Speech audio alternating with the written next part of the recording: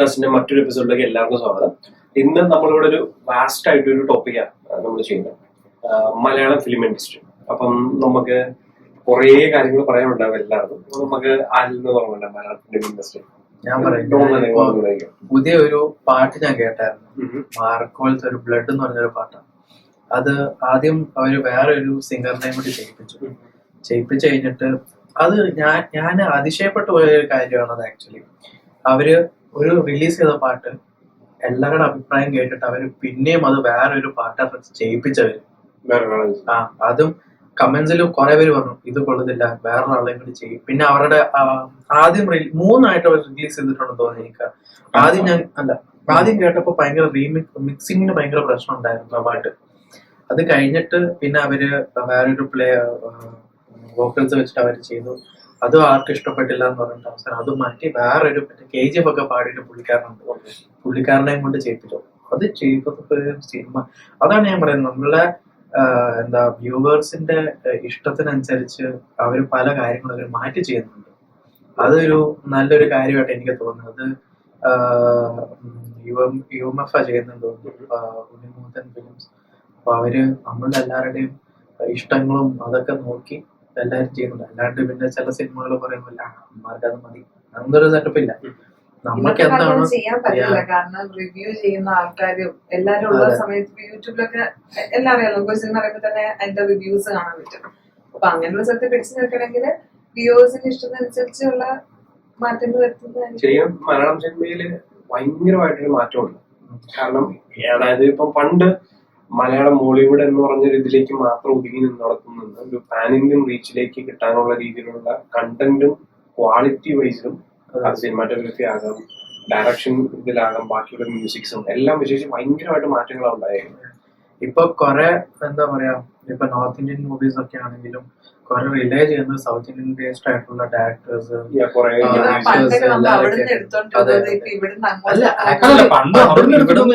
അങ്ങോട്ടേക്ക് എടുത്തിട്ട്.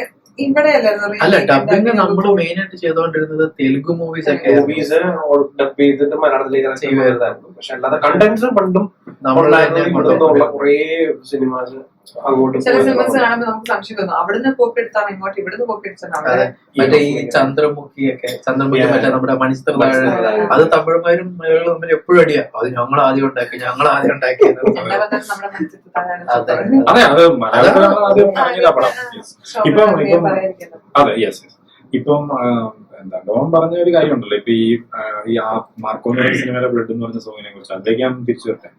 അപ്പൊ അതിനകത്ത് വേറെ ഒരു രീതി ചിന്തിച്ചു കഴിഞ്ഞാലേ, ഇപ്പൊ ഈ വീഡിയോ ആദ്യം ഇറക്കി കഴിഞ്ഞ് വെച്ചിട്ട് ഇവരിത് മാറ്റി ഇറക്കാൻ ഒറ്റ ദിവസം എടുക്കും. യെസ്, അപ്പൊ ഒറ്റ ദിവസം കൊണ്ട് മൊത്തം.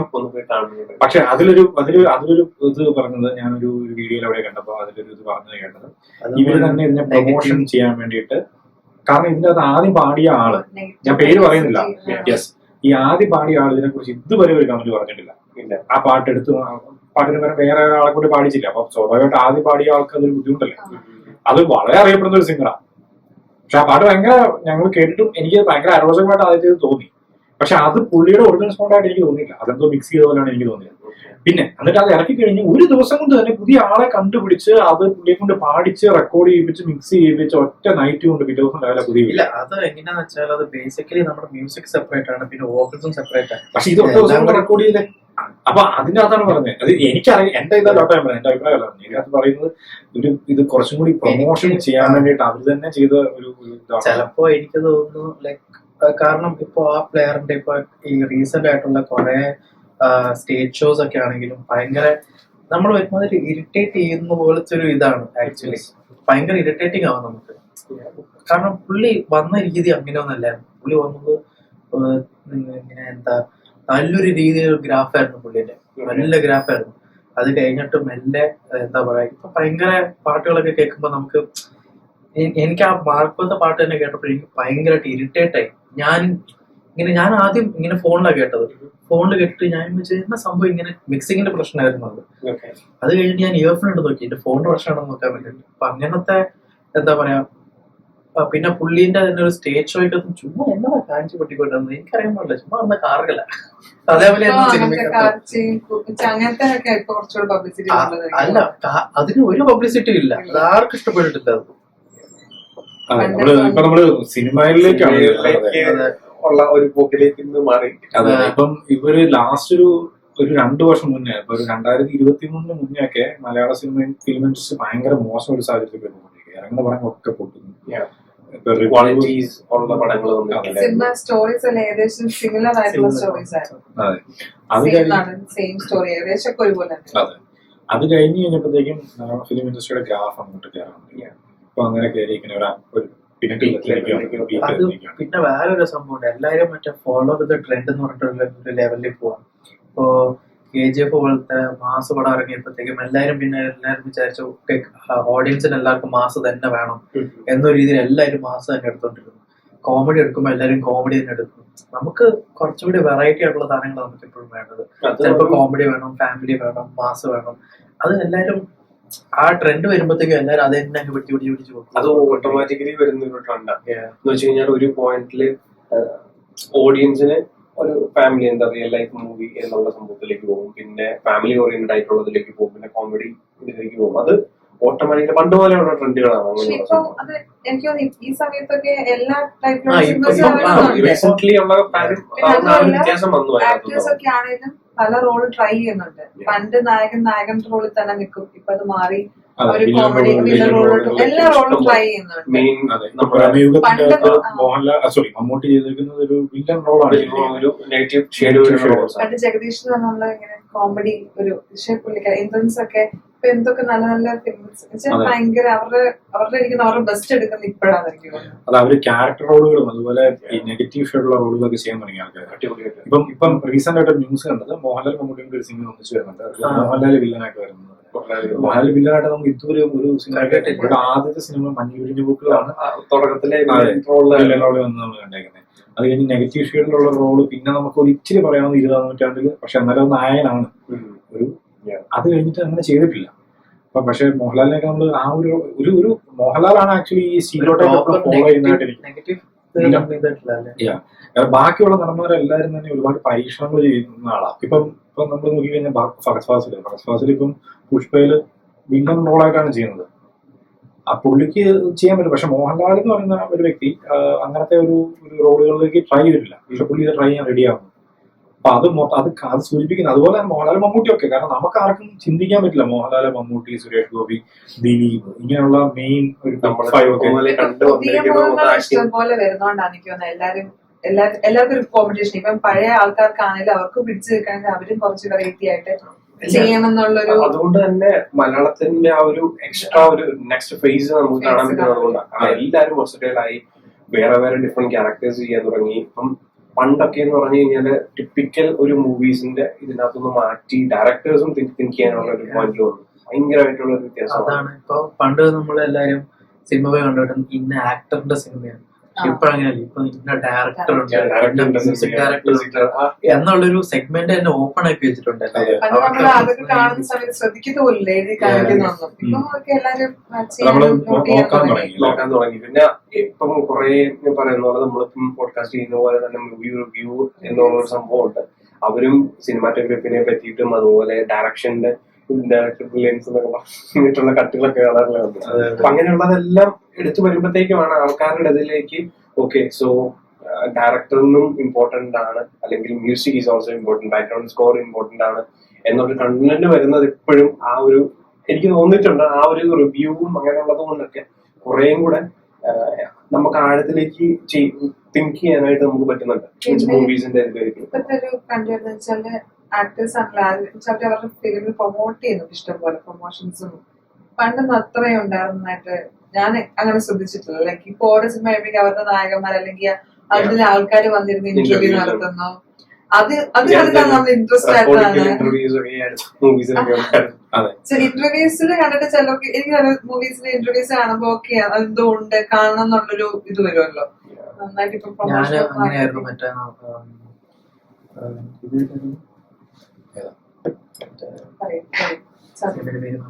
സിനിമയല്ല എന്താ മഞ്ഞുമൽ പോയി. മഞ്ഞുമൽ ബോയ്സ് ഞാൻ കുറെ ഇന്റർവ്യൂസ് ഇരുന്ന് കണ്ടു. മറ്റേ റിയൽ ആയിട്ടുള്ള ആൾക്കാരായിട്ട് മറ്റേ മൂവീസിലുള്ള ആൾക്കാരായിട്ട് എല്ലാ ഇന്റർവ്യൂസ് ഇരുന്ന് കണ്ട് ഓക്കെ ഫ്രൈ ഇത് കാണണം എന്തായാലും. ഞാൻ അങ്ങനെ ഒരു സിനിമയ്ക്ക് ഒരു ഹൈപ്പ് അങ്ങനെ കൊടുത്ത് ഞാൻ അങ്ങനെ കാണത്തില്ല. പക്ഷെ ഞാൻ ഇന്റർവ്യൂസ് പറയുന്നല്ലോ, ഇന്റർവ്യൂസ് കണ്ടിട്ട് എനിക്ക് കാണുന്ന. പിന്നെ ഈ വേറൊരു കാര്യം എന്ന് പറഞ്ഞാൽ പണ്ട് തൊട്ടേ നമ്മുടെ മലയാളം മൂവീസ് എപ്പോഴും ഒരു കലാമൂല്യമുള്ള പടങ്ങൾ എപ്പോഴും ഇറങ്ങുന്നതാണ്. കാരണം നോർത്ത് ഇന്ത്യൻ ഫിലിംസ് ഒക്കെ അല്ലെങ്കിൽ ബാക്കിയുള്ള എല്ലാ ഇൻഡസ്ട്രീസും എപ്പോഴും നോക്കുന്ന ഒരു ഇത് നല്ല കഥ ഉള്ള സിനിമകൾ എപ്പോഴും മലയാളം ഫിലിം ഇൻഡസ്ട്രി മറ്റേതെല്ലാം കൊമേഴ്ഷ്യൽ രീതിയിൽ അതെ. കാരണം ഇപ്പൊ ഹിന്ദി പടങ്ങൾ അല്ലെങ്കിൽ തമിഴ് പടങ്ങൾ ഒന്നും നമ്മുടെ നാട്ടിൽ റീമേക്ക് ചെയ്ത് ഇറക്കാറില്ല. പക്ഷെ മലയാളം മൂവീസ് തിരിച്ചു നോക്കിയാൽ എത്ര സിനിമ റീമേക്ക് ചെയ്തിട്ടുണ്ട്. അതെ, ഇപ്പൊ മണിച്ചിലത്താട്, ഫ്രണ്ട്സ്, ഒരുപാട് നമുക്ക് ഒത്തിരി ഇന്ത്യൻ ഇൻഡസ്ട്രീസിൽ ബേസിക്കലി ഏറ്റവും കൂടുതൽ ടോപ്പ് നിൽക്കുന്നത് മലയാളവും ബംഗാളിയാണെന്ന് എനിക്ക് തോന്നുന്നു. ബംഗാളി എന്ന് പറഞ്ഞാൽ അവരുടെ മൊത്തം ആർട്ടിസ്റ്റിക് മൂവീസ് ആണ്. ഇപ്പൊ മലയാളത്തിൽ ഇതെല്ലാം ഉണ്ട്. ഷോർട്ട് ബഡ്ജറ്റ് കൊണ്ട് ഒരു മാസ് പടം എടുക്കാനും മലയാളം ഇൻഡസ്ട്രി വരുന്നുണ്ട്. ഇപ്പം ഈ എമ്പുരാൻ പോലെ എമ്പുരാൻ അല്ല, ലൂസിഫർ ഒക്കെ ആണെങ്കിലും അങ്ങനെ ഒരു പടം ബോളിവുഡിൽ ഇറങ്ങുന്നെങ്കിൽ അത് അതെ കോടികൾ എന്ന് പറഞ്ഞാൽ നൂറുകണക്കിന് കോടികളുടെ. പക്ഷെ കേരളത്തിൽ ഒരു പടം വിജയിപ്പിക്കാൻ അത് വേണ്ട എന്ന് പ്രൂവ് ചെയ്തു. അത്രയും അതുകൊണ്ടാണ് എല്ലാ ഫിലിം ഇൻഡസ്ട്രിയിലുള്ള ആൾക്കാർക്കും കേരളത്തിലെ നടന്മാരെ ഈവൻ ഇപ്പൊ ചുരുളി പോലുള്ള മൂവികൾ പോലും അല്ലെങ്കിൽ അങ്ങനെയുള്ള ഇപ്പൊ ലിജോ പെല്ലിശ്ശേരി പോലുള്ള ഡയറക്ടർമാരെ പോലും പുള്ളിയുടെ എല്ലാ മൂവീസും കേരളത്തിൽ സക്സസ്ഫുൾ ഒന്നുമില്ല. പക്ഷെ അത് നമ്മൾ മുകളിലോട്ടൊക്കെ പോയി കഴിഞ്ഞാൽ നോർത്തിലോട്ടൊക്കെ പോയി കഴിഞ്ഞാൽ അത് പുള്ളിനെ ഉള്ളിൽ ഭയങ്കര ആരാധനയുള്ള ഒത്തിരി ആൾക്കാരുണ്ട്. അത് കുറച്ചും കൂടി ആ കലാമൂല്യം ശ്രദ്ധിക്കുന്നതുകൊണ്ടാണ്. അതൊരു പുള്ളിയുടെ അതുകൊണ്ടാണ് ആ ഒരു ഡിഫറൻസസ് ആണ്. നമ്മൾ നോർമലി വാച്ച് ചെയ്യുന്ന ഒരു മൂവീസിനേക്കാളും എല്ലാ മൂവീസും എടുത്ത് നോക്കിയാൽ അറിയാം വേറൊരു രീതിയിലാണ് അതിന്റെ ഫിലിമിന്റെ ഒരു ഓൺ പോയിക്കൊണ്ടിരിക്കുക. എനിക്ക് നമ്മുടെ ഓഡിയൻസ് കുറച്ചും കൂടെ ഇപ്പൊ അക്സെപ്റ്റ് ചെയ്യാൻ വേണ്ടി തയ്യാറാന്ന് തോന്നി. നമ്മുടെ നായകൻ ഒരു വില്ലൻ റോൾ ചെയ്താൽ നമ്മൾ അക്സെപ്റ്റ് ചെയ്യും. പക്ഷെ നമ്മള് തമിഴ്നാട്ടിലൊക്കെ പോയി കഴിഞ്ഞാൽ വിജയൊക്കെ ഒരു നെഗറ്റീവ് റോള് ചെയ്യുന്നത് നമുക്ക് ചിന്തിക്കാൻ കൂടി പറ്റുന്ന ഒരു കാര്യമല്ല. നമുക്ക് ചിന്തിക്കാൻ പറ്റില്ല. അതെ, അത് ഇപ്പം പറയുന്നത് കറക്റ്റാണ്. കാരണം ആൾക്കാർക്ക് അങ്ങനെ ചിന്തിക്കുന്ന ഒരു ഇത് നമ്മൾ കുറച്ചൊരു റിയാലിറ്റി അല്ലെങ്കിൽ അത് നമുക്ക് കുറച്ച് അക്സെപ്റ്റ് ചെയ്യാൻ പറ്റും. നമ്മൾ തെലുങ്ക് ഫിലിംസ് ഒക്കെ കണ്ടു ചില സിനിമയൊക്കെ കണ്ടു കഴിഞ്ഞാൽ ദൈവം ഇതൊക്കെ എങ്ങനെ അവിടെ ഉള്ളവര് സഹിക്കുന്നത് അതല്ല മറ്റേ അത് വട തെറിച്ചിട്ട് വെള്ളം ഇട്ടിട്ട് ചത്തില്ല, ലൈക്ക് വട തെറ്റില് പിന്നെ മറ്റേ ഇങ്ങനെ ഹാർട്ട് ഇങ്ങനെ എടുത്ത് അതിനൊരു പേര് പറയുന്നത് അങ്ങനെയുള്ള മൂവീസിന് അങ്ങനത്തെ മൂവീസാണ് അത്. പക്ഷെ നമ്മുടെ ഈ പണ്ടാണെങ്കിലും നമ്മള് ഈ നായകന്മാരെ ഫോക്കസ് ചെയ്ത് അല്ലെങ്കിൽ നായികമാരെ ഫോക്കസ് ചെയ്ത് കേരളത്തിൽ അങ്ങനെ പടങ്ങൾ ഇറങ്ങിയാലും പടം നല്ലതാണെങ്കിൽ ആ സിനിമ നല്ലതാണെങ്കിൽ മലയാളി ഓഡിയൻസ് അത് അക്സെപ്റ്റ് ചെയ്തു. നോക്കിക്കഴിഞ്ഞാൽ മോഹൻലാലിന്റെ മമ്മൂട്ടിയുടെ ഒക്കെ പണ്ട് എന്തോരം സിനിമകൾ സക്സസ്ഫുൾ അല്ലാതെ പോയിട്ടുണ്ട്. അപ്പം മലയാളി ഓഡിയൻസ് എപ്പോഴും കലാമൂല്യം ഉള്ളവരാണ്. അവരത് നല്ല മൂവീസിനെ. ഇപ്പൊ നമ്മളെ ട്രെൻഡ് എന്താന്ന് ചോദിച്ചിട്ടുണ്ടെങ്കിൽ ഒരുപാട് ചേഞ്ചസ് പിന്നെ കൂടുതൽ എക്സ്പെക്ടേഷൻസ് ഉണ്ട് ഇപ്പൊ നമുക്കൊക്കെ. മറ്റേ ഈ ഇടയ്ക്ക് ഇറങ്ങിയ മറ്റേ കിഷ്കിണ്ടാക്കാന്തം എന്ന് പറഞ്ഞ സിനിമ അതിനൊക്കെ അതൊക്കെ വന്നു കഴിഞ്ഞപ്പോഴത്തേക്ക് നമ്മള് വേറൊരു ലെവലിലോട്ട് നമ്മൾ ഇനി കഥകളൊക്കെ ഇനി കിട്ടിയില്ലെങ്കിലുണ്ടല്ലോ നമ്മള് അതൊക്കെ ഭയങ്കര ഇതായി. അതെ, ഇവൻ അങ്ങനെ പറയുമ്പോഴേ നമ്മള് മലയാളത്തിൽ ഒത്തിരി ട്രൈ ചെയ്യാത്തൊരു ഒരു ഫീൽഡ് ആയിരുന്നു ഈ സയൻസ് ഫിക്ഷൻ അല്ലെങ്കിൽ അപ്പോക്കലിപ്റ്റിക് വേൾഡ്. നമ്മളൊരു ഇംഗ്ലീഷ് മൂവീസ് അങ്ങനെ ഇപ്പം ഗഗനചാരി എന്ന് പറഞ്ഞൊരു സിനിമ ഇറങ്ങിയായിരുന്നു. ഗണേഷ് കുമാർ പിന്നെ അങ്ങനെ കുറച്ച് ആൾക്കാർ അത് ഏതാണ്ട് ഒരു കുറച്ച് ഫ്യൂച്ചറിൽ നടക്കുന്ന അത് ആൾക്കാരെ കണ്ടു കഴിഞ്ഞാൽ ചിലർക്ക് അത് ഒന്നുമില്ല സിനിമയില്. പക്ഷെ ആ സിനിമ എൻജോയ് ചെയ്യുന്ന ആൾക്കാർക്ക് ഇപ്പം നമ്മളൊരു ഹോളിവുഡ് ഈ പോസ്റ്റ് അപ്പോക്കലിപ്റ്റിക് അല്ലെങ്കിൽ അങ്ങനെയുള്ള സിനിമകളൊക്കെ കണ്ടിട്ടുള്ള ആൾക്കാർക്ക് ഇത് പെട്ടെന്ന് റിലേറ്റ് ചെയ്യാൻ പറ്റും. അപ്പൊ അതില് ഒരു കേരളത്തിനെ കുറിച്ചാണ് കാണിക്കുന്നത്. സിനിമ നിങ്ങൾ ആരും കണ്ടിട്ടുണ്ടോ? അതാ ഞാൻ പറഞ്ഞത്. അത് പ്രത്യേക രീതിയിൽ ആ സിനിമ കൊണ്ടുപോയത്. അപ്പൊ എന്താന്ന് വെച്ചാൽ കേരളത്തില് പ്രളയം എല്ലാ വർഷവും വരുന്നൊരു സംഭവമായി.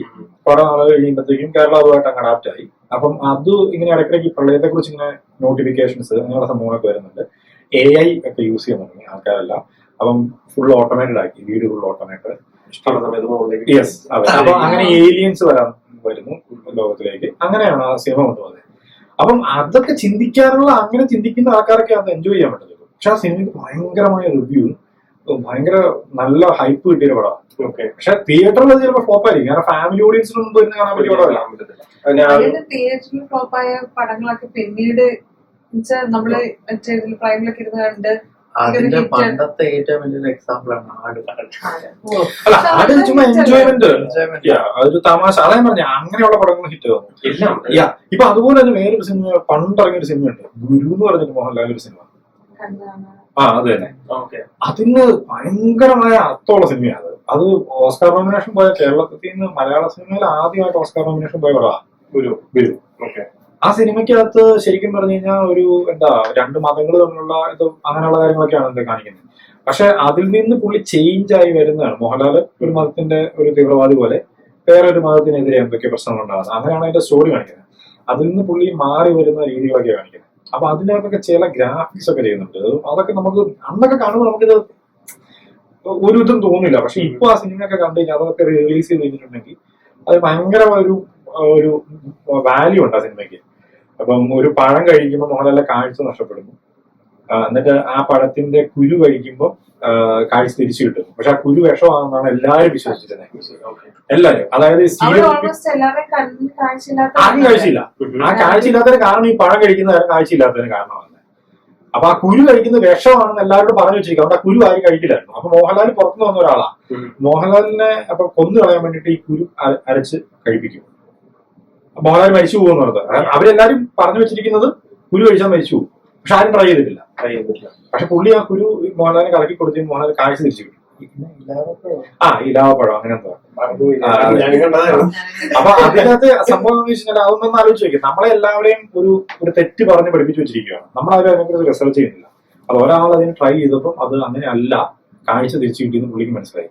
അപ്പൊ നമ്മുടെ സമൂഹത്തിലും പല കാര്യങ്ങളിലും അതാണ് അങ്ങനെ റിലേറ്റ് ചെയ്യുന്നത്. സോഷ്യൽ ഒരു ഇത് തരുന്നത്. അതെ, അങ്ങനെ എല്ലാ സിനിമയ്ക്കും ഒരു വാല്യൂ അല്ലെങ്കിൽ എന്തെങ്കിലും മോറൽ സംഭവങ്ങള് കുറെ പടത്തിൽ അങ്ങനെയുണ്ട്. പക്ഷെ നെഗറ്റീവായിട്ട് എൻഡ് ചെയ്യുന്ന പടങ്ങളും ഉണ്ട്. അത് ഇപ്പം അങ്ങനത്തെ പ്രത്യേകിച്ച് എല്ലാത്തിലും മോറൽ തരുന്ന മൂവീസ് എന്ന് പറഞ്ഞിട്ട് നമുക്ക് പറയാൻ പറ്റത്തില്ല. ഇൻഫ്ലുവൻസ് ആവുന്ന പോലെ ഇരിക്കുന്നത്. ഇപ്പം ഞാനൊരു കോമഡി ആയിട്ടുണ്ട് പറഞ്ഞത്, മറ്റേ ഓം ശാന്തി യോജനയ്ക്കകത്ത് അവൻ ഗ്രാജുവേറ്റ് ആണെങ്കിലും കൃഷിപ്പണിയല്ലേ ചെയ്യുന്നത്. അത് കണ്ട് ഇൻസ്പയർ ആയിട്ട് ആരും. പക്ഷെ ഇപ്പൊ എനിക്ക് വന്ന് കുറെ പേര് കൃഷിയിലോട്ട് മാറുന്നുണ്ട്.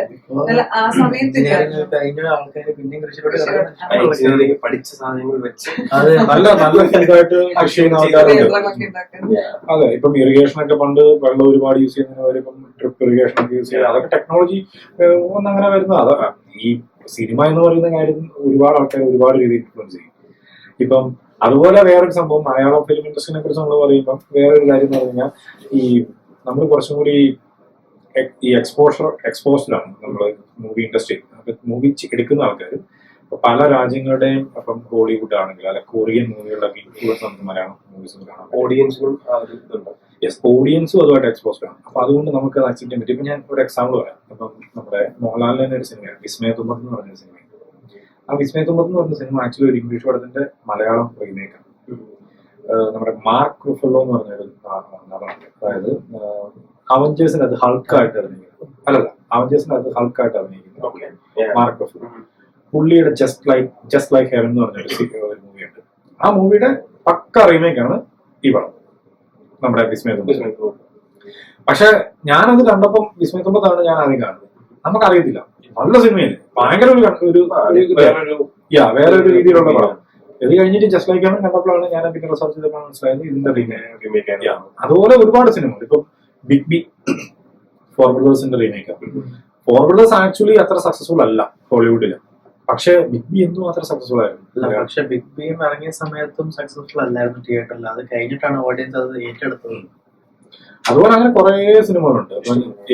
പിന്നെ നമ്മുടെ അൻവർ ഒരു ഇംഗ്ലീഷ് പടത്തിന്റെ പക്ക റീമേക്ക്. ഒരു സ്റ്റോറി ലൈൻ പോലും ഒരു സീൻ പോലും മാറ്റില്ല റീമേക്ക്.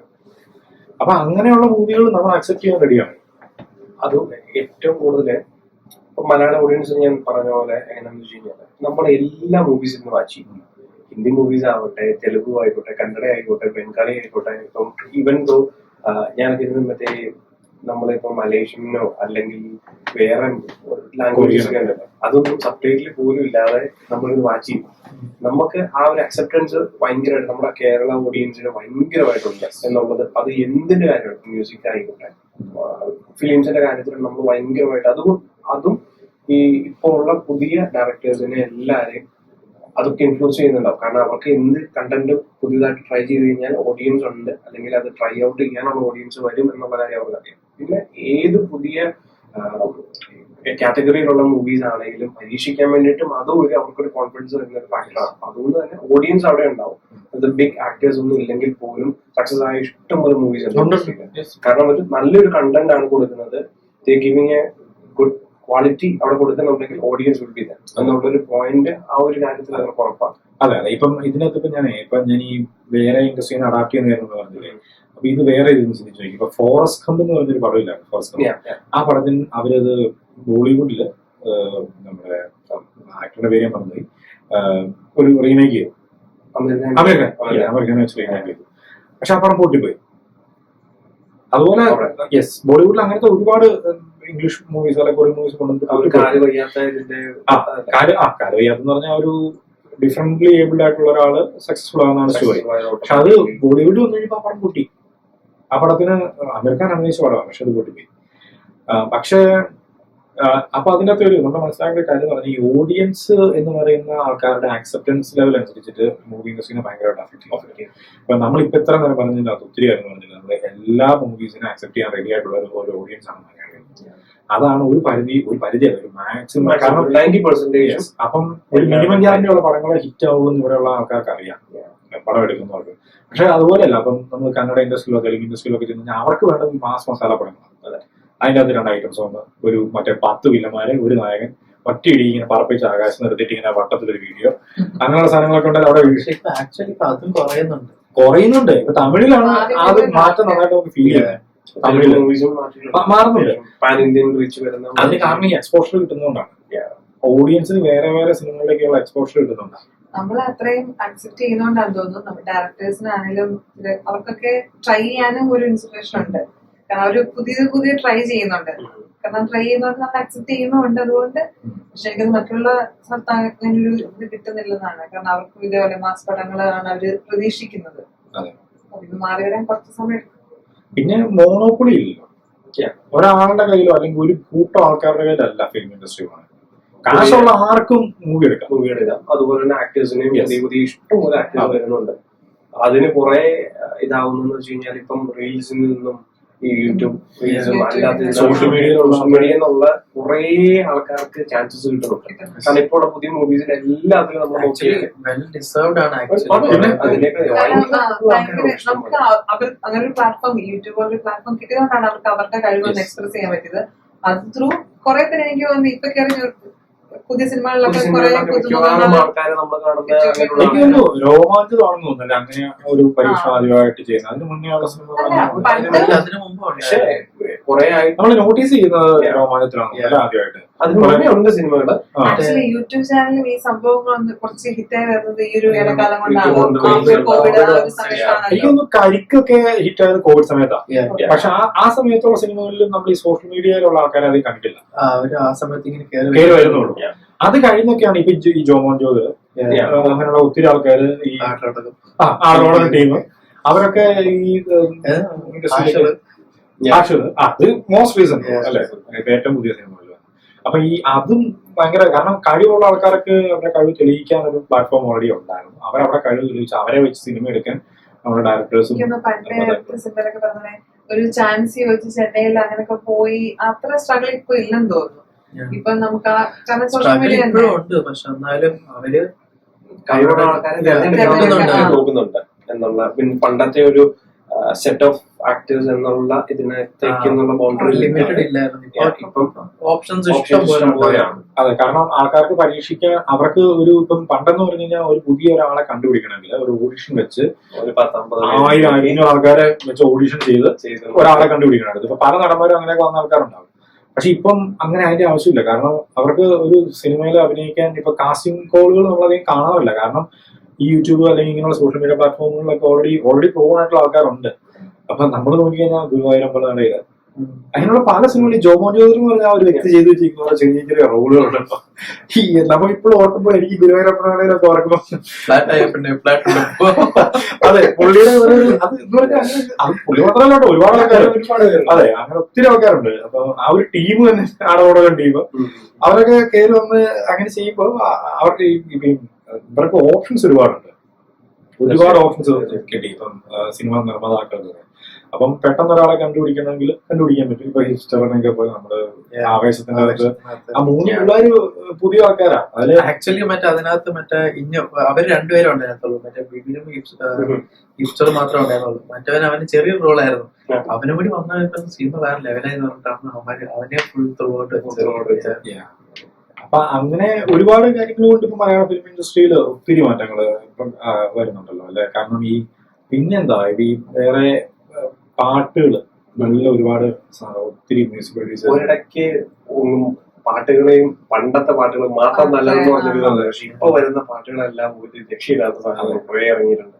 അത് ഈ സോഷ്യൽ മീഡിയ ആണെന്നല്ല ഒരു പരിധി. കാരണം ഒരുപാട് ഇപ്പം ഒത്തിരി പാട്ട് പാടുന്ന ആൾക്കാര് യൂട്യൂബിലും അങ്ങനെയുള്ള ചാനലുകളൊക്കെ തുടങ്ങി അവരുടെ ആൽബം പോലെ പാട്ടുകൾ ഇറക്കി. പിന്നെ ഓഡിയോ ലോഞ്ച് ഫസ്റ്റ് നടത്തി അതും നന്നായിട്ട് ഹിറ്റ് ആയി കഴിഞ്ഞ് കഴിഞ്ഞാൽ തന്നെ പാട്ടിന്റെ ഇതും എഫക്റ്റും ഭയങ്കരമായിട്ടൊരു മൂവീസിനെ കാണാൻ വേണ്ടിയിട്ട് ഓഡിയൻസിനെ കയറ്റാനുള്ള ഒരു ചാൻസസ് ആയിട്ട് അവർ നോക്കുന്നുണ്ട് ഭയങ്കരമായിട്ട്.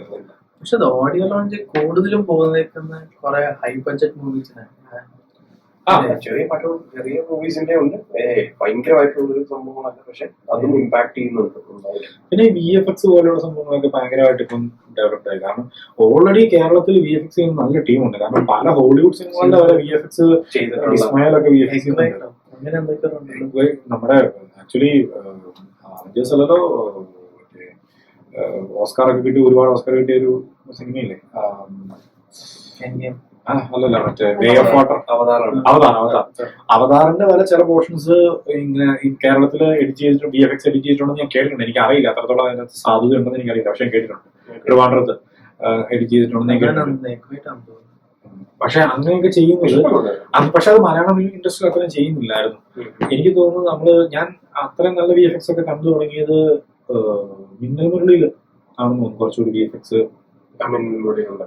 അവിടെ തൊട്ടാണ്. പിന്നെ AR ഇപ്പൊ ഇറങ്ങി AR അല്ലെ. അങ്ങനെയുള്ള പരീക്ഷണങ്ങൾ എടുക്കാനും ആൾക്കാർ റെഡിയാവാൻ തുടങ്ങി. കാരണം നല്ല ടീം നമുക്ക് ഓൾറെഡി ഉണ്ട്. ഒരു VFX ചെയ്യാൻ പറ്റിയ നല്ല ടീമുകളുണ്ട്, പല ടീമുകളും. ഇപ്പം ARMലൊക്കെ അതുപോലെ ഇപ്പൊ ബറോസ് വരുന്നു 3D. ബറോസിന്റെ ട്രെയിലർ ഉണ്ടായിരുന്നു. അത് ചുമ്മാ ഒരു നോർമൽ ടിവിയിൽ കണ്ടു നോക്കിയാൽ 3D എഫക്ട് നമുക്ക് നോർമൽ ടിവി കിട്ടും. ലൈക്ക് ഒരു ഫ്രെയിം വന്നിട്ടുണ്ടെങ്കിൽ ആ ഫ്രെയിമിന്റെ എക്സ്റ്റെൻഡ് ആയിട്ട് അത് 3D വേർഷൻ പോലെ വരുന്നുണ്ട്. വലിയ ടിവിയിൽ കണ്ടെങ്കിൽ തന്നെ നമുക്ക് 3D ഫീൽ ചെയ്യും. അപ്പൊ അതായത് ടിവിക്ക് അകത്ത് ഒരു ഫ്രെയിമിന്റെ അകത്താണ് ഇത് കാണിക്കുന്നത്. ഫ്രെയിമിന്റെ പുറത്തേക്ക് ഈ ക്യാരക്ടേഴ്സ് ഇങ്ങനെ പുറത്തേക്ക് വരുന്നത്. അപ്പൊ നമുക്ക് അതൊക്കെ ഭയങ്കര ബറോസ് എന്ന് പറയുന്ന സിനിമ ചിലപ്പം ഹിറ്റ് ആവണമെന്നില്ല. പക്ഷെ ആ ഒരു 3D ഫീല് ഇപ്പൊ ARMനകത്ത് തന്നെ കുറെ 3D ഫീൽ എനിക്ക് 3D മിസ്സായിപ്പോയി. ഞാൻ 3D കണ്ടില്ല. കാരണം നമുക്ക് ഇവിടെ കാനഡയിലും 3D എഫക്ട് മലയാള സിനിമകളൊക്കെ വരുന്നത് കുറവാണ്. ബട്ട് അങ്ങനെയുള്ള ഒരുപാട് പരീക്ഷണങ്ങൾ ആൾക്കാർ അത് അക്സെപ്റ്റ് ചെയ്യാനുള്ള ഒരു മെന്റാലിറ്റി ഉണ്ട്. പിന്നെ ഇത് നമ്മളിപ്പോ എല്ലാ പോസിറ്റീവ് കാര്യങ്ങൾ പറഞ്ഞാലും നെഗറ്റീവും ഉണ്ട്. ഒത്തിരി പബ്ലിസിറ്റി കൊടുത്തു വെച്ചിട്ട് ഒരുപാട് സിനിമകൾ പൊട്ടിപ്പോകും. ഒരുപാട് സിനിമകളുണ്ട് അങ്ങനെ കഴിഞ്ഞു പോകുന്നത്. അതെ. ഇപ്പം മോസ്റ്റ് റീസൺ നമ്മുടെ മോഹൻലാലിന്റെ സിനിമ അതുപോലെ എന്തായാലും പൊടിയുന്നല്ലോ ആണല്ല. അത് കഴിഞ്ഞ് ആറാട്ടൊക്കെ കഴിഞ്ഞിട്ട് അതെ ആറാട്ട് അതുപോലെ അതും ഹൈപ്പ് കൊടുത്തിരിക്കുന്നതാണ്. നമ്മുടെ വാലിബൻ മലക്കോട്ടെ വാലിബൻ ഭയങ്കര ഹൈപ്പ് കൊടുത്തിരിക്കുന്നത്. വാലിബന്റെ ഒക്കെ ചെയ്തേക്കുന്ന എറണാകുളം ബേസ്ഡ് അതില് ഈ പറഞ്ഞ അതിന്റെയൊക്കെ ഈ VFX അങ്ങനെയുള്ള സൈഡൊക്കെ നോക്കുമ്പോൾ നല്ലതാ. ഭയങ്കര അതൊരു ഡിഫറെന്റ് വേ ഓഫ് മൂവിയാണ്. അതെ. പിന്നെ പണ്ട് കാലത്ത് ഞാൻ കണ്ടുവെച്ച നായകന്മാർക്ക് അല്ലെങ്കിൽ അവർക്കായിരുന്നു ഒരു ഇമ്പോർട്ടൻസ്. കഥയൊക്കെ അവരുടെ ഒരു അനുസരിച്ച് മാറ്റുന്ന രീതിയായിരുന്നു. പക്ഷെ ഇപ്പൊ എനിക്കത് അവരൊക്കെ കഥയ്ക്ക് അനുസരിച്ച് എന്ത് മാറ്റം അക്സെപ്റ്റ് ചെയ്യാൻ വേണ്ടി എല്ലാം തയ്യാറാവുന്നു.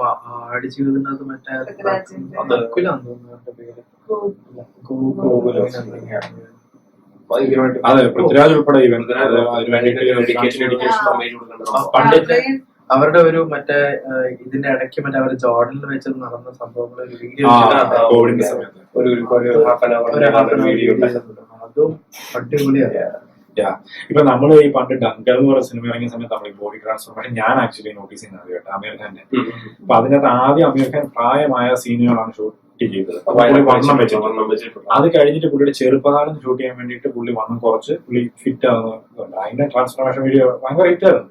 കാരണം ഡങ്കർ ആക്ച്വലി ഇന്ത്യയിലെ നമ്പർ 1 കളക്ഷൻ ഉള്ള പടമാണ്. അതിന്റെ കളക്ഷൻ അത് കിട്ടിയിരിക്കുന്നത് കൂടുതലും ചൈനയിൽ നിന്നൊക്കെയാണ് ഏറ്റവും കൂടുതൽ കളക്ഷൻ ഭയങ്കരമായിട്ട്. അപ്പൊ അങ്ങനെയുള്ള ട്രാൻസ്ഫോർമേഷൻസ് വരെ ആൾക്കാർ റെഡി ആവാൻ തുടങ്ങി മലയാളം ഇൻഡസ്ട്രിയിൽ.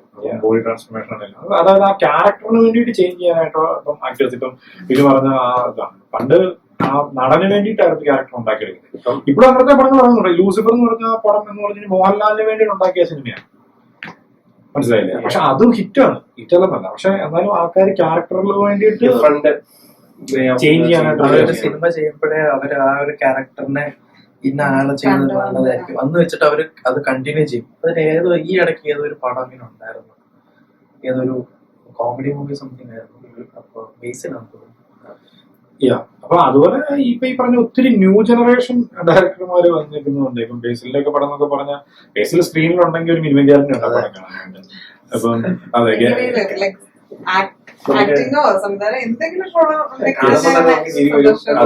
പണ്ട് ജഗതിയൊക്കെ ഉള്ള സിനിമകൾ പോലെയായിരുന്നു. ജഗതി സിനിമയിലുണ്ടെങ്കിൽ മിനിമം ഗ്യാരണ്ടിയാണ് ആ പടത്തിനകത്ത് നമുക്ക് ഇന്റർവ്യൂ പറഞ്ഞ അവന്റെ ഒരു സിനിമ കാണുമ്പോ നമ്മുടെ വീട്ടിൽ ചെക്കന്റെ സിനിമ കാണുന്ന ഒരു ഫീലിംഗ് ആണെന്നുള്ളൊരു ഫാമിലി സ്റ്റാർ. പിന്നെ അതുപോലെ തന്നെ മലയാളം ഫിലിമിലാണേലും ഇപ്പം ആക്ടേഴ്സിന്റെ മക്കൾ വന്നിട്ടുള്ള ഇതുണ്ട്. അപ്പം മിക്കവാറും ഉള്ള ഇൻഡസ്ട്രിയിൽ എങ്ങനെയാണെന്നല്ലേ, പക്ഷെ മലയാളത്തിൽ വന്നിരിക്കുന്ന മിക്കവാറും ഉള്ള എല്ലാവരും അവരുടേതായിട്ടുള്ള രീതിയിൽ കഴിവ് പ്രകടിപ്പിച്ച് വന്നിട്ടുള്ള ആൾക്കാരാണ് മിക്കവാറും ഉള്ള ആൾക്കാർ. അതായത് പേരൻസിന്റെ ഒരു ഇത് വെച്ചിട്ടല്ല അവരുടെ സ്വന്തമായിട്ടൊരു ഐഡന്റിറ്റി ഉണ്ടാക്കുന്നത്. ചിലവരും ലൈക് പേരൻസിന്റെ അത് വെച്ചിട്ട് അവരൊരു ബൂസ്റ്റ് കിട്ടിയിട്ടുണ്ട്.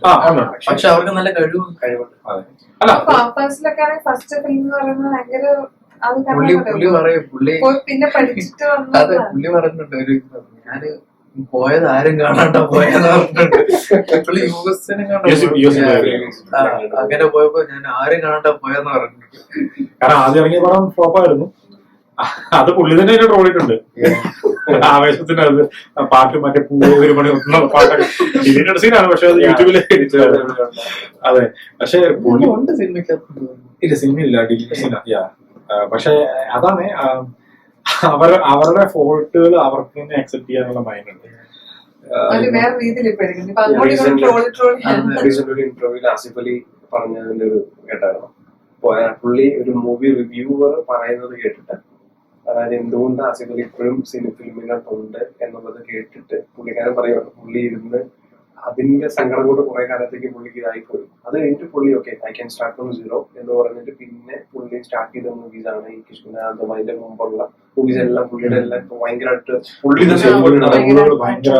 അതുപോലെ പുതിയ ആക്ടേഴ്സിനും പഴയ ഉള്ള എല്ലാവർക്കും അങ്ങനെ ഒരു ചേഞ്ച് ചേഞ്ച് അവരുടെ തന്നെ ക്യാരക്ടറിൽ തന്നെ ഒരു ചേഞ്ച് ഉണ്ടാക്കാൻ, ഫിസിക്കലി ചേഞ്ച് ഉണ്ടാക്കാനുള്ള ഒരു മൈൻഡ് സെറ്റ് ഇപ്പോൾ ഭയങ്കര ഒരു പ്ലസ് പോയിന്റ് ആണ് ഫോർ ദ മലയാളം ഇൻഡസ്ട്രി. അതെ, അത് തന്നെ ഇപ്പൊ എല്ലാ ഇൻഡസ്ട്രിയിലേക്കും റിഫ്ലക്ഷൻ വരുന്നുണ്ട്. തമിഴിലൊക്കെ എന്തോരം നല്ല സിനിമ പറയുന്നത് രാക്ഷസൻ പെട്ടെന്ന് ഓർമ്മ പറഞ്ഞ പഴയ ഒരു സിനിമ രാക്ഷസൻ. അതെ, ഇപ്പം വിജയിനെയും സൂര്യനെയും രജനീകാന്തിനെയും കമലഹാസനെയും മാത്രം കണ്ട് അങ്ങനെ അവരുടെ പടങ്ങൾ മാത്രം അജിത്തിനെയൊക്കെ മാത്രം കണ്ട് അവരുടെ സിനിമകൾ മാത്രം അക്സെപ്റ്റ് ചെയ്യുന്ന ഒരു ഓഡിയൻസിലേക്ക് അങ്ങനെയൊക്കെ ഒരു സിനിമ ഇറക്കിയിട്ട് ഒരു പുതുമുഖമല്ല പണ്ട് പരിചയമുള്ള അങ്ങനെ വന്ന ഒരു നടനാണ് പുള്ളി. ഇപ്പോൾ പേരും ഞാൻ പറയുന്നത്. അപ്പം പെട്ടെന്ന് അങ്ങനെയൊക്കെയുള്ള സിനിമകൾ ഹിറ്റ് ആവാനും ബാക്കിയുള്ള ഓഡിയൻസും ഇങ്ങനെ അത് അക്സെപ്റ്റ് ചെയ്യാൻ പഠിച്ചു. ഈവൻ മലയാളം മൂവീസ് അതിൻ്റെ അകത്ത് വേറൊരു സംഭവം ഉണ്ട്. ഈ റീജിയണൽ വൈസ് മൂവീസ് ഇറക്കുന്ന സംഭവമുണ്ട്. ഇപ്പം മലയാളം മൂവീസിനകത്ത് ചില റീജിയൻസിൽ വെച്ച് നടക്കുന്ന സ്റ്റോറി ആയിട്ട് കാണിക്കുന്നത്. ഇപ്പം ബാംഗ്ലൂർ വെച്ച് കാണിക്കുന്നത്, അല്ലെങ്കിൽ ഇപ്പം നമ്മുടെ പ്രേമലു ഹൈദരാബാദ് വെച്ച് നടക്കുന്നത്, മഞ്ഞുമൽ ബോയ്സ് തമിഴ്നാട്ടിൽ വെച്ച് നടക്കുന്നത്. അപ്പം ഇതിനകത്ത് അത് ഭയങ്കര ബ്രില്യൻസ് ആണ് ആക്ച്വലി. കാരണം മഞ്ഞുമൽ ബോയ്സ് ഒക്കെ നടന്ന സ്റ്റോറി ആയതുകൊണ്ട് ഓക്കെ അവിടുത്തെ ആൾക്കാരുടെ അവരെയും കൂടി അറ്റൻഷൻ ഗ്രാബ് ചെയ്യാൻ വേണ്ടിയിട്ട്. അതെ, അത് പ്രേമലൂര് ഭയങ്കരമായിട്ട് ഇത് മനസ്സിലായി. കാരണം പ്രേമലൂരിന്റെ റിലീസ് എനിക്കൊന്നും തെലുങ്കിലും ഉണ്ടായിരുന്നു അല്ലെ. അപ്പം ആ ഓഡിയൻസ് ഇല്ലായിരുന്നു, പിന്നെ അത് റിലീസ് ചെയ്യുന്നു. അതെ, ആ ഓഡിയൻസ് അത് അക്സെപ്റ്റ് ചെയ്യാനായിട്ട് ഭയങ്കരമായിട്ട് വില്ലിങ് ആയി. അതുകൊണ്ട് കാരണം അങ്ങനെ വരുമ്പോൾ നമ്മുടെ ഇൻഡസ്ട്രിക്ക് കുറച്ചുകൂടി എക്സ്പോഷർ നമ്മുടെ നായകന്മാരും ഒക്കെ വേറെ ഇൻഡസ്ട്രിയിലാണ്. നല്ല ഹിറ്റുകൾ. യെസ്, ദുൽഖറൊക്കെ ബോളിവുഡിൽ പോയിട്ട് ഇപ്പം ലക്കി ഭാസ്കർ ഒക്കെ ചെയ്യുന്നു. അതിന് മുന്നേ ആണെങ്കിലും വേറെ പടങ്ങൾ പലതും ചെയ്യുന്നു. പുള്ളി അവിടെ ഒരു സ്റ്റാർ ആയിക്കൊണ്ടിരിക്കുകയാണ്. കാരണം അവിടെ ഒരു നെക്സ്റ്റ് ജനറേഷൻ എന്നുള്ള അല്ലെങ്കിൽ ഇങ്ങനെ ഒരു യൂത്ത് ആയിട്ടുള്ള പിള്ളേർ സെറ്റിൽ അഭിനയിക്കുക ഇങ്ങനെയുള്ള സിനിമകൾ ചെയ്യില്ല. ബാക്കി എല്ലാ ഈ ആക്ഷൻ അതാണല്ലോ അവരുടെ ഒരു സെറ്റപ്പ്. അങ്ങനൊക്കെ മ്യൂസ് ചെയ്തിട്ടുള്ളത് സൗത്തിൽ എന്നുള്ള നമുക്കാണ് കൂടുതലും എക്സ്പ്ലോർ ചെയ്യാൻ വേണ്ടി റെഡി ആവും. അതെ, അങ്ങനെ അപ്പൊ നമ്മള് ഇന്ന് അല്ലെ നമ്മളൊരു മലയാള ഫിലിം ഇൻഡസ്ട്രി മാറ്റങ്ങളെ കുറിച്ച് ഒരുപാട് സംസാരിച്ചു. മാറ്റങ്ങളും പുതിയ എന്താ പറയാ നല്ല രീതികളായിട്ടുള്ള മാറ്റങ്ങളാണ്. അപ്പൊ നമുക്ക് ഇന്നത്തെ ടോപ്പിക്ക് ഇവിടെ നിർത്താം. ഇനി അടുത്ത ഒരു കറവിയുടെ എപ്പിസോഡ് വേണ്ടി കാണാം. Bye bye.